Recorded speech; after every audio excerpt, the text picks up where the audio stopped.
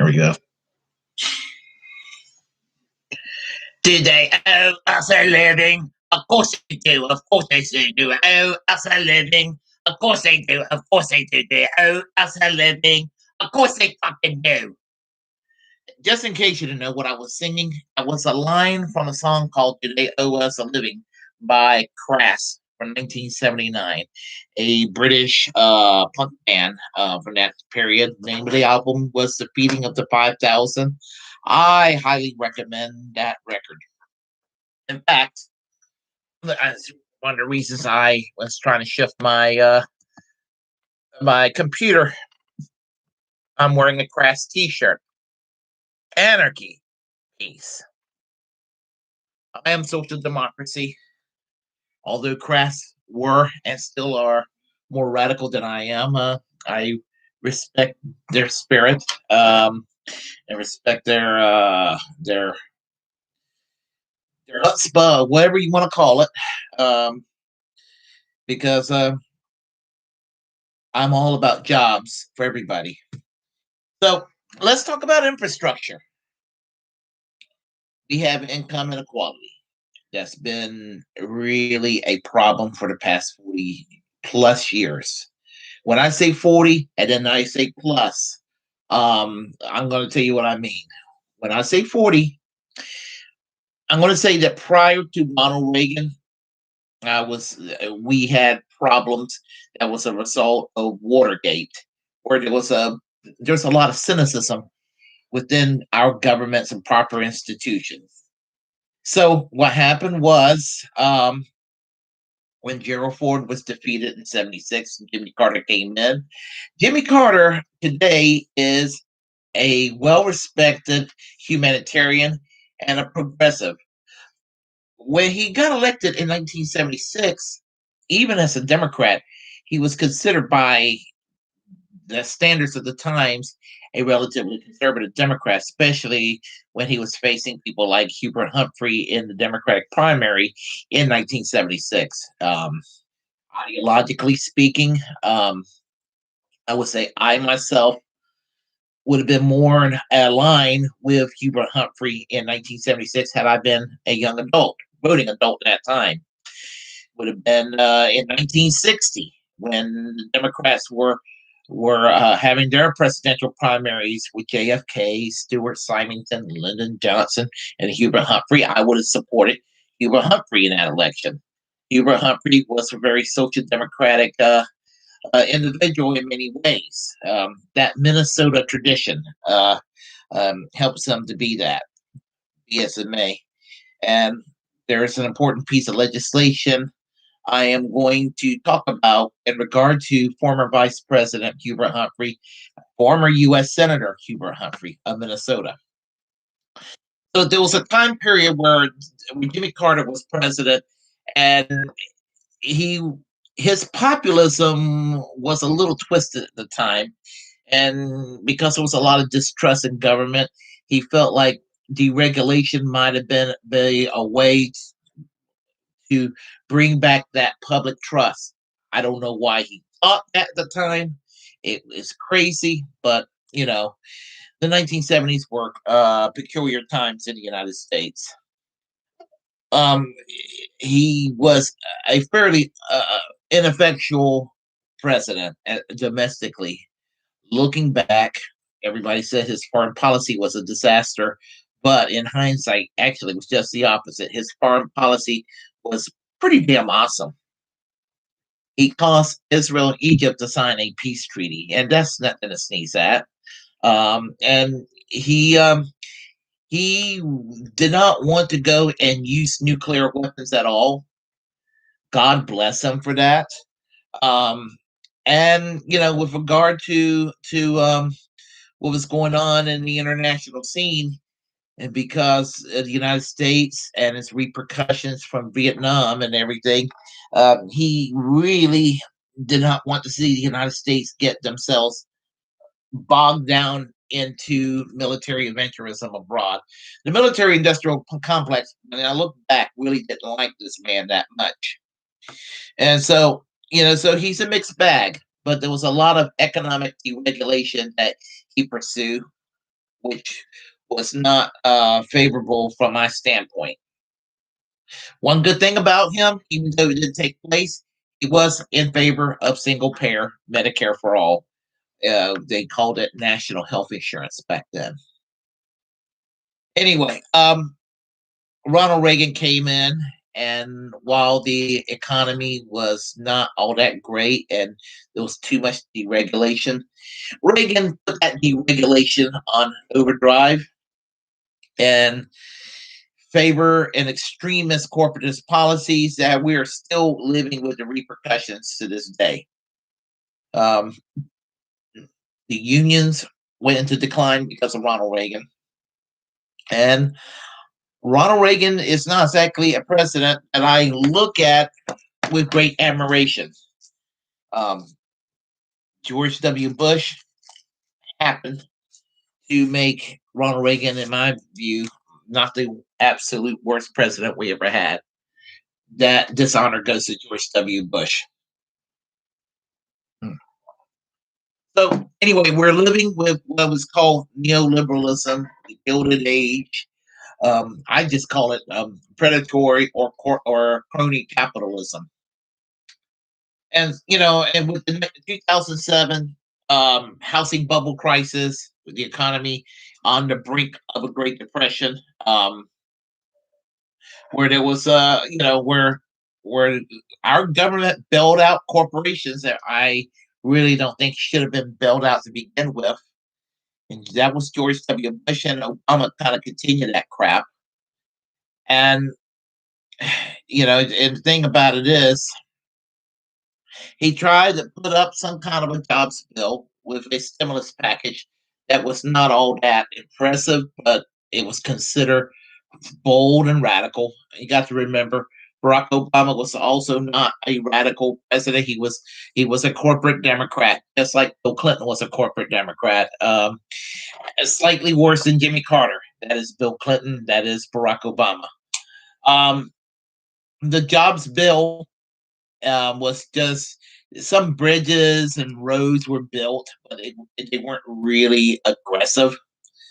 And so the economy was in a slump during the Obama years, and Trump came along and he was promising, infrastructure, jobs, almost mimicking shovel-made projects for people, reminiscent of FDR. Believe it or not, Trump did touch on that feature. And sad thing about Trump is once he got elected, all the kind of acceptable things that he was for, he pretty much discarded. And he ended up governing like another Republican president. It was kind of like Mitt Romney with bad manners. um, so there was no infrastructure bill under Trump. Of course, I mean, yeah, I guess he could say COVID was an excuse. Not really. He had all this. He had the first 2 years to try to push through an infrastructure bill. Um, Bernie Sanders campaigned on infrastructure projects in the 2016 and 2020. Of course, he was cheated twice, and you know how I feel about that.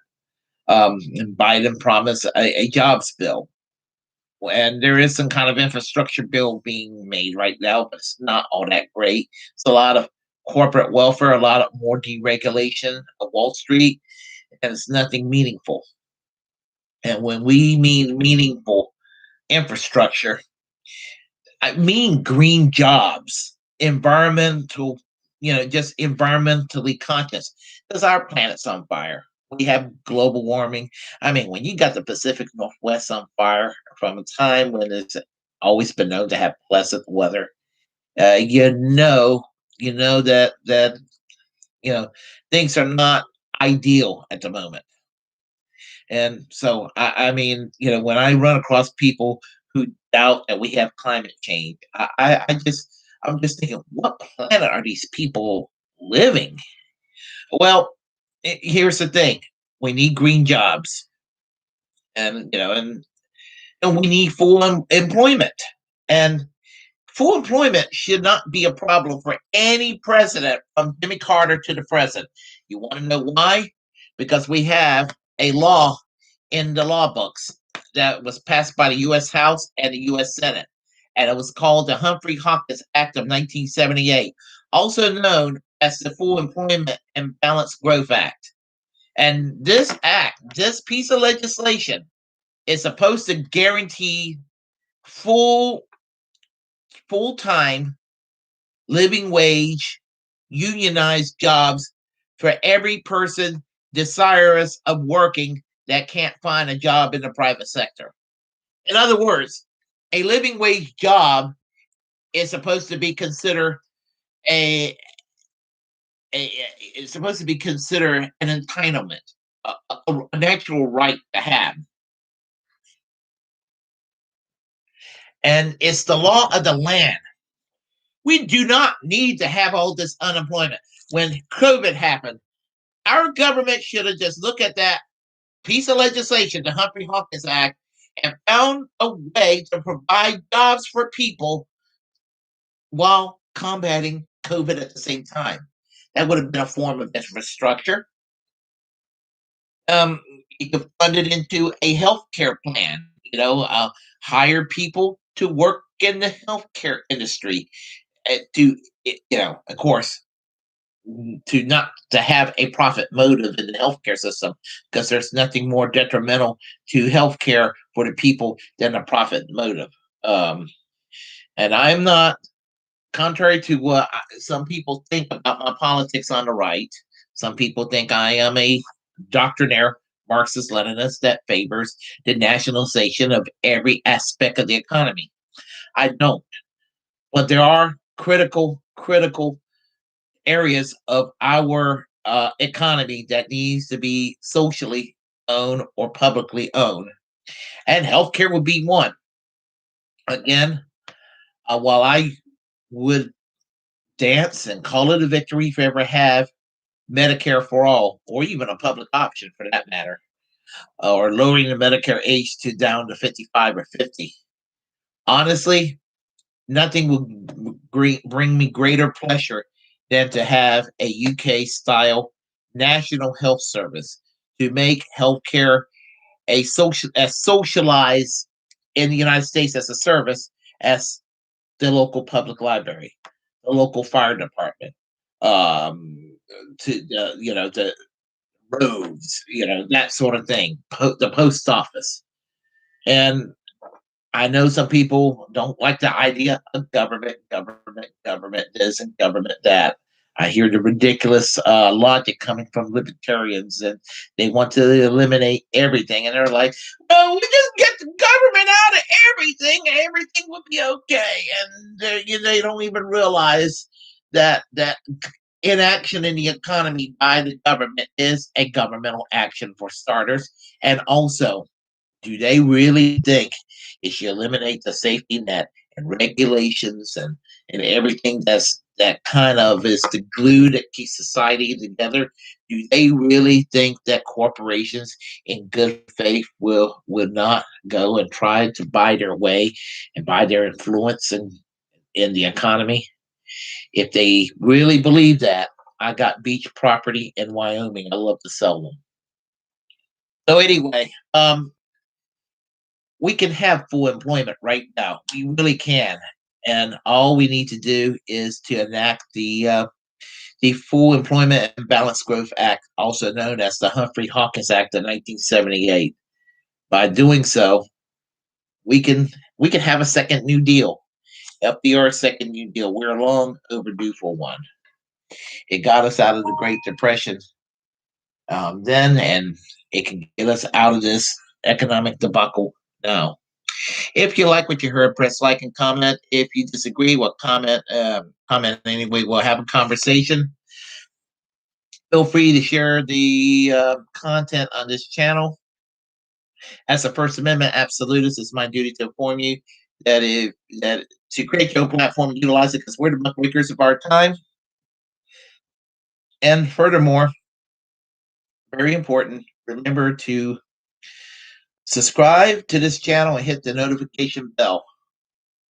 And until next time, I am American Social Democracy. Peace. Class struggle yesterday, class struggle today, class struggle tomorrow, and class struggle until we achieve full economic and social justice in our time.